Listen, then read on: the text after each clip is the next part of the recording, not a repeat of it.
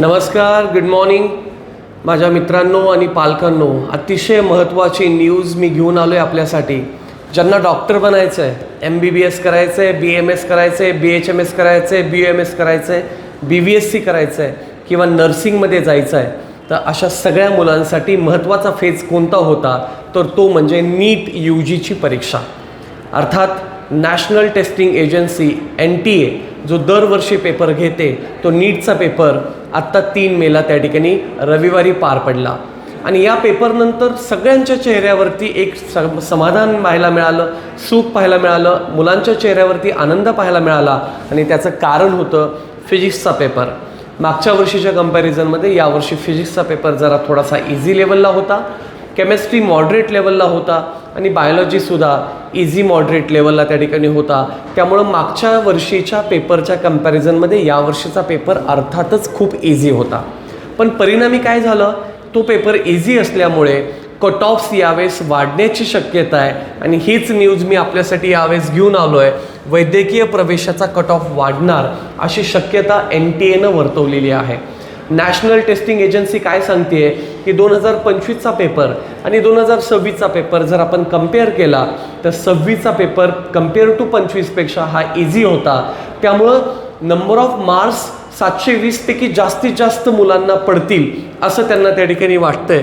त्यामुळं अर्थातच पेपर सोपा होता, त्यामुळे जास्तीत जास्त मुलांना चांगले मार्क्स मिळतील. आणि चांगले मार्क्स मिळणाऱ्या विद्यार्थ्यांची संख्या जर वाढली तर भारतामध्ये आणि महाराष्ट्रामध्ये जेवढे GMC आहेत, government medical colleges, semi government medical colleges, deemed universities, AFMCs असतील, त्यांचे कट ऑफ्स अर्थातच त्या ठिकाणी वाढताना दिसणार आहेत. हे तुम्हाला येत्या काळात पाहायला मिळेल. नॅशनल टेस्टिंग एजन्सीनं NTAनं घेतलेला जो पेपर आहे त्यांनी सांगितलं की यावर्षी संबंध देशामध्ये 22,79,000 विद्यार्थ्यांनी नोंदणी केली होती. एवढ्या मोठ्या संख्येमध्ये मुलं परीक्षेला बसली. त्या 22,79,000मध्ये 13,32,928 तर ही मुलींची संख्या आहे आणि मुलांची 9,46,815 एवढी संख्या होती. संबंधित एकत्र मिळवले तर 22,79,000 एवढ्या मुलांनी यावर्षी परीक्षा दिली. आणि मी आत्ताच तुम्हाला सांगितलं MBBS करायला, BMS करायला, BHMS करायला, BDS करायला, BVSC करायला, नर्सिंग करायला तुम्हाला नीट शिवाय पर्याय नाही आहे. आणि त्यामुळं संबंध देशभरात एकच ही परीक्षा होते. आणि हा पेपर यावर्षीचा 720 मार्कचा जो होता तो जरा मॉडरेटपेक्षा इझी लेवलचा होता. त्यामुळं असं NTAला वाटतंय की यावेळेचे कट ऑफ जरा वाढतील. का, तुम्ही जरा कम्पॅरेटिव्ह जर बघितलं तर 2023मध्ये जी परीक्षा झाली तर त्या 23च्या परीक्षेमध्ये 500पेक्षा अधिक गुण घेतलेले जे विद्यार्थी आहेत तुम्ही या ठिकाणी बघू शकता. 2023मध्ये 500पेक्षा अधिक विद्यार्थी जे गुण घेतलेले होते ते 1 लाखांच्या घरात होते. 2024ला ते डबल झाले. 2024मध्ये 500पेक्षा अधिक गुण असणाऱ्या विद्यार्थ्यांची संख्या ही अप्रॉक्सिमेटली 2 लाखांवर गेलेली होती. म्हणजे 23च्या पेपरपेक्षा 24चा इझी होता. पण 25ला काय झालं, प्रचंड डिफिकल्टी लेवल वाढवली. अक्षरशः मुलांना पेपरमधून बाहेर येताना रडू कोसळलं. तमाम महाराष्ट्रातल्या आणि भारतातल्या मुलांचं डॉक्टर बनण्याचं स्वप्न त्या ठिकाणी भंगलं गेलं. पण मुलांनी हार मानली नाही. 1 वर्ष रिपीट केलं आणि रिपीट केल्यानंतर यावर्षी आपल्याला पाहायला मिळतं आहे की 26चा पेपर जरा इझी गेलेला दिसतोय. 25मध्ये 500पेक्षा अधिक गुण मिळालेले फक्त 40,000 विद्यार्थी होते, जे 2024ला 2 लाखांच्या घरात होते. त्यामुळे जवळपास 1.5 लाखांना हा आकडा घटला होता. म्हणून मागच्या वर्षीचा कट ऑफ पण कमी आला होता.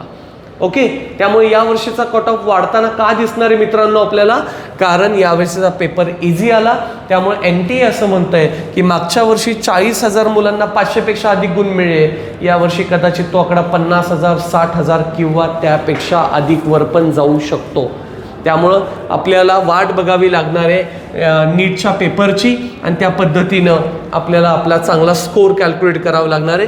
साधारणपणे जनरल कॅटेगरीमध्ये असणाऱ्या मुलांना कमीत कमी 50% गुण मिळवावे लागतात. म्हणजे 360 प्लस गुण मिळवले तर ते कुठेतरी GMC सेमी गव्हर्नमेंटला किंवा डीम युनिव्हर्सिटीला कुठेतरी इलिजिबल होतात.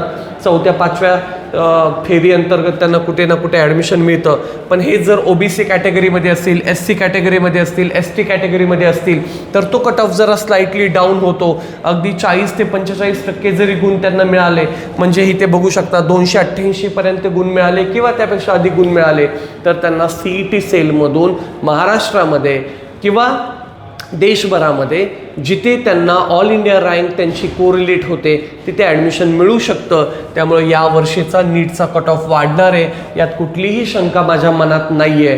त्यामुळे बाळांनो, तुम्हाला जर उत्तम GMC मिळवायचं असेल, तुम्हाला महाराष्ट्रात किंवा महाराष्ट्राच्या बाहेर कोणत्या ना कोणत्या गव्हर्नमेंट कॉलेजला जायचं असेल तर तुम्ही आमच्या विद्यासेतू कन्सल्टन्सीला कॉन्टॅक्ट करा. आमची विद्यासेतू कन्सल्टन्सी महाराष्ट्रात, महाराष्ट्राच्या बाहेर, भारतामध्ये आणि भारताच्या बाहेर परदेशामध्ये सुद्धा मेडिकल कॉलेजला ॲडमिशन मिळवून देण्यासाठी आपल्याला मदत करते. अर्थात तुम्हाला जर नीटचा स्कोर नाही चांगला आला तर तुमच्यासाठी अजून एक ऑप्शन आम्ही घेऊन आलो आहे, ती म्हणजे IMATची परीक्षा. होय, इंटरनॅशनल मेडिकल ॲडमिशन टेस्ट. ही जर परीक्षा तुम्ही दिली तर या परीक्षेत जर तुम्ही उत्तीर्ण झाला तर तुम्हाला इटलीमध्ये, हंगेरीमध्ये, रशियामध्ये, जॉर्जियामध्ये, फिलिपाईन्समध्ये, परदेशामध्ये तिथल्या गव्हर्नमेंट कॉलेजच्या कोट्यामध्ये 0 रुपये खर्चामध्ये आम्ही मेडिकल ॲडमिशन घेऊन देऊ शकतो. याचा अर्थ जर तुम्हाला नीटमध्ये स्कोर नाही आला तर आम्ही IMATची परीक्षा तुम्हाला द्यायला लावू. यासाठी तुम्ही विद्यासेतू कन्सल्टन्सीच्या या दिलेल्या नंबरवरती तुम्ही आमच्याशी कॉन्टॅक्ट करू शकता. धन्यवाद. पुन्हा एकदा भेटूयात अशाच एका नवीन न्यूज बरोबर.